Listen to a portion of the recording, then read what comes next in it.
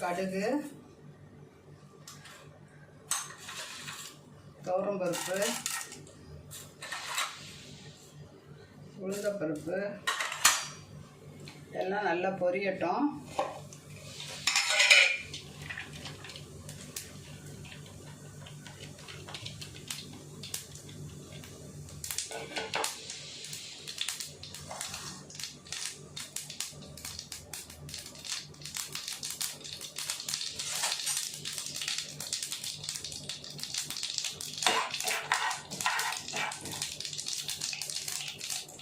வெங்காயம் போட்டுக்கலாம். இது சிம்பிளாக ஈஸியாக செஞ்சிடலாம். கொஞ்சம் கருவேப்பிலை,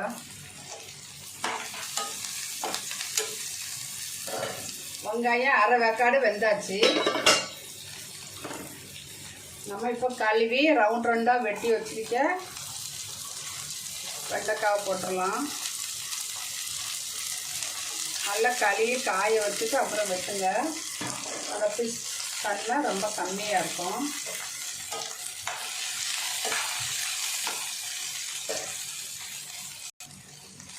வெண்டைக்காய் கீரை எல்லாம் வதங்கினா கம்மியாயிரும். அதனால் உப்பு கம்மியாக போடணும். கீரை இன்னும் வதங்கினா இன்னும் கம்மியாயிரும். நல்லா வதக்கலாம்.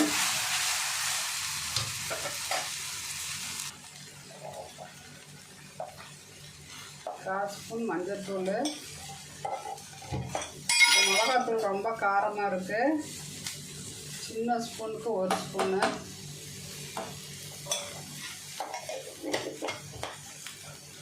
சிம்மில் வச்சே வதக்கலாம்.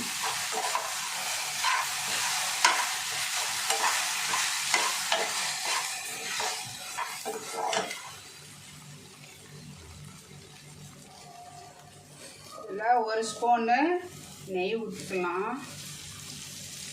நெய் இல்லாட்டா தேங்காய் எண்ணெய் ஊற்றிக்கலாம். தேங்காய் எண்ணெய் இல்லாட்டா நம்ம ஆயிலே ஊற்றிக்கலாம்.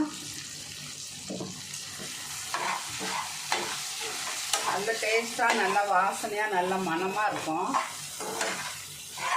என் சேனலுக்கு சப்ஸ்கிரைப் பண்ணுங்கள். இன்னும் நல்லா வதங்கணும். சிம்மிலே வச்சு வதக்கலாம். பாருங்க நல்லா வதங்கிருச்சு. சூப்பராக இருக்குது.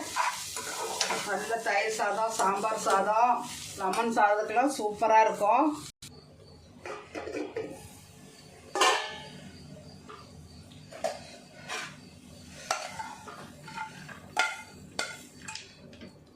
கொதிக்க கொதிக்க இருக்கு. இப்படி சாதத்தில் போட்டு பிசைஞ்சு சாப்பிட்டாலும் ரொம்ப நல்லா இருக்கும்.